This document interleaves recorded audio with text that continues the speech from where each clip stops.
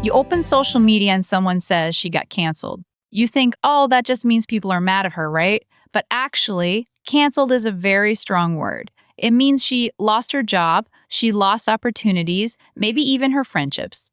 If you use that word casually, you might sound like you think she deserved it.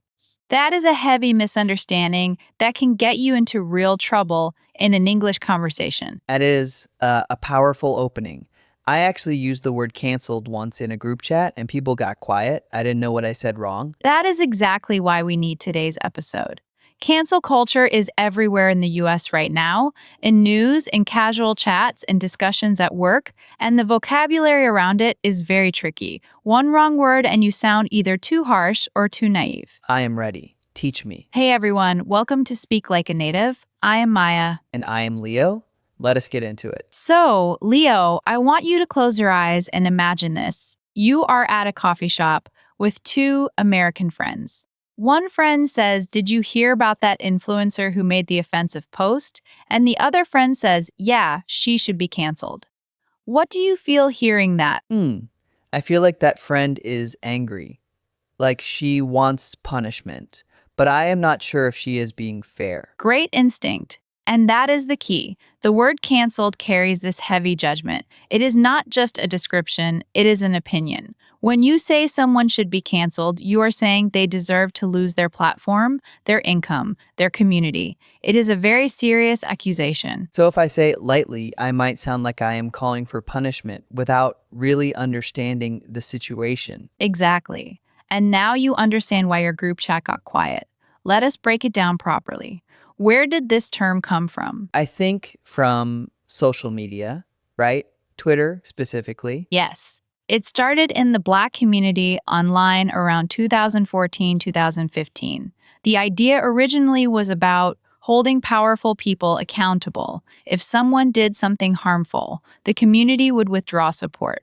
Stop buying their music, stop following them, stop promoting them. The phrase cancel came from jokes about canceling a TV show. You got canceled, meaning the public stopped watching you. That is interesting. So it is not new. No, but the way people use it now, it has shifted. Today, people use canceled in two very different ways. One is serious and real, the other is almost playful, and learners often confuse them. Give me an example of the serious one. Serious, a famous comedian makes a joke about a minority group that crosses a line. He loses his TV deal. Streaming platforms remove his specials. He cannot get booked for shows. People say he was canceled. His career is genuinely damaged. That is heavy. Very heavy. Now the playful version. A teenage fan says, "I am canceling my favorite singer because their new song is terrible." But that teenager will still stream the song tomorrow. It is a joke. It means I am disappointed, but there are no real consequences. Oh, so the tone and the context tell you which meaning it is. You got it. And this is where most learners make a mistake. They hear the playful version from pop culture and think the word is light. Then they use it in a serious conversation and it sounds really wrong.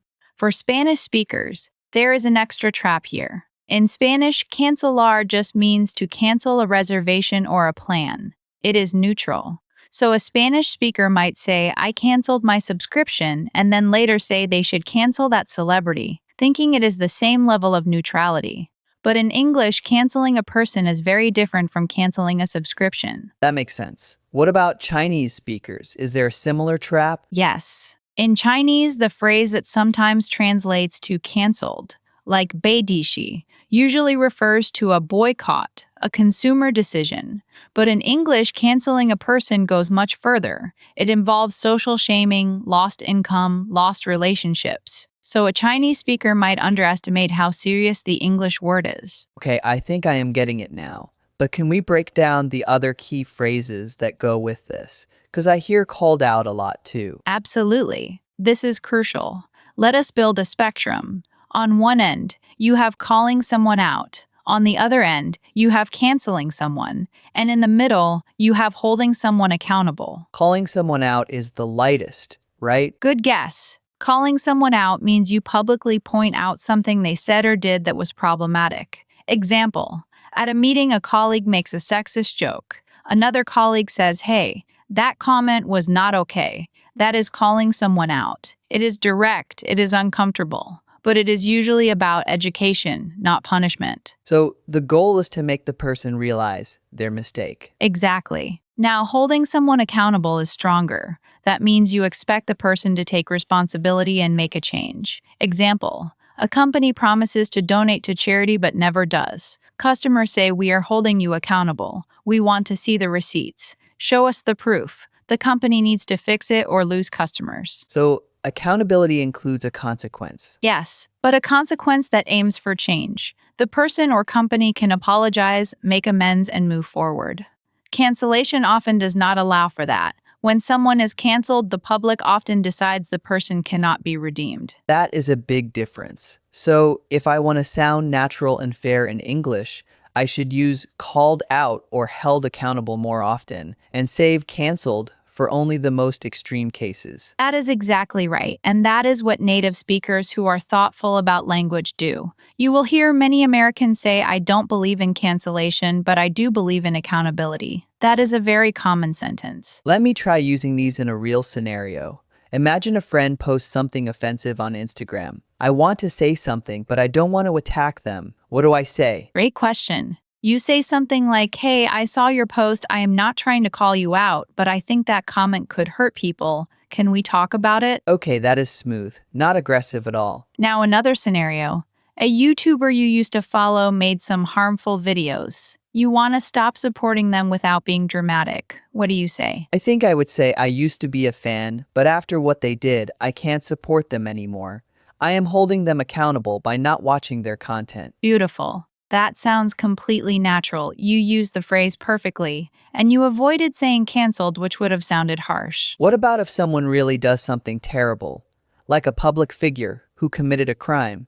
What phrase should I use then? In that case, native speakers usually say they are no longer welcome in the industry, or they have lost public trust, or their career is over. Cancelled is used more by media headlines than by careful speakers. If you are in a serious discussion and you say, "I think they should be canceled," it can sound like you are enjoying their punishment. That makes you look bad, not the person you are criticizing. That is a really important point. The word carries emotional weight about the speaker too. Exactly. And here is the part that surprises most people. Many Americans actually dislike the word canceled because it shuts down conversation. If you want to sound wise and fair, you say, "I think we should hold people accountable," not "I think they should be canceled." I am going to write that down. Hold people accountable. That is my new phrase. Excellent. Now let me give you a common mistake that Arabic speakers make. In Arabic, the word ilga means to cancel a plan or an appointment. It is neutral. So an Arabic speaker might translate directly and say they canceled him, meaning they stopped supporting him. But in English, that phrasing sounds like a judgment. A better phrasing would be people withdrew their support after what he did. Withdrew support. That is a good alternative. It is. And for all learners, here is a practical tip. If you are in a conversation about someone who made a mistake, listen to how the native speakers around you are talking. If they say called out, you say called out. If they say accountability, you say accountability. Mirroring their tone is the safest way to sound natural in a sensitive conversation. That is great advice. Let me try a full example now. Ready? Ready. So, my friend and I are talking about a singer who recently made a controversial statement. My friend says, "I think she should be canceled. I want to disagree politely. Can I say, I understand why you feel that way, but I think calling her out publicly and giving her a chance to apologize might be more productive."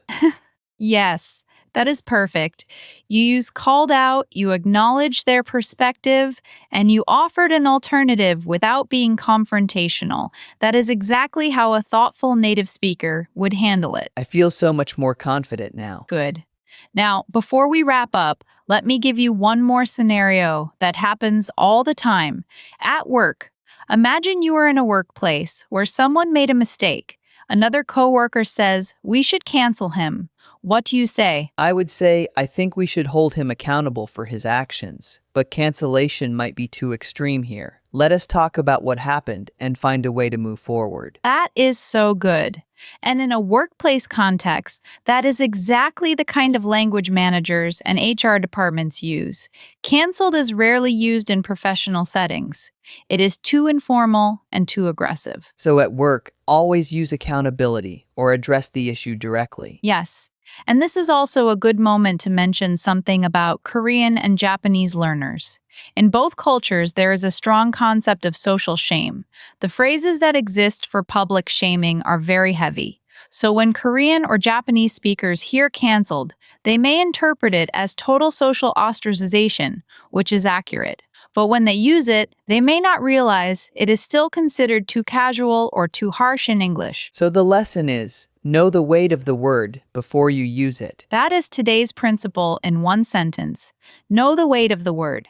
Cancelled is not a light word, it is a heavy one. Use it only when you mean it. I will remember that. Now, let us do a quick practice round. I am going to give you 3 situations. You tell me which phrase to use. Called out, held accountable, or canceled. Let's do it. Situation 1. A friend made a small insensitive comment at dinner. Nobody was badly hurt. You want to tell them gently. Call them out. Gently. Perfect. Situation 2. A company has been polluting a river for years. They refuse to stop. Activists want consequences. Held accountable. For sure. Beautiful. Situation 3. A celebrity made a harmful video targeting a specific group.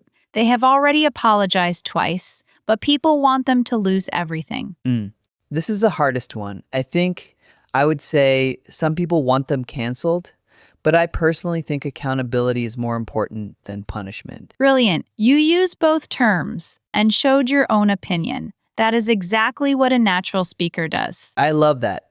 So my go-to sentence from now on, I believe in accountability, not cancellation. Write that down. Carry that in your pocket. It is a sentence that will serve you well in many conversations. And for the listeners, if you want more real English for real life, hit that subscribe button. Every episode gives you tools like this, phrases you can use today. And if you ever find yourself unsure about a word's weight, just remember Leo's rule. Listen to how natives around you use it, mirror their tone, and when in doubt, choose the gentler word. Today's rule, know the weight of the word. Canceled is heavy. Save it for when you mean it. That's a wrap for this episode of Speak Like a Native. I am Maya. And I am Leo. See you in the next episode. Take care, everyone. Keep learning, keep speaking, and keep it real.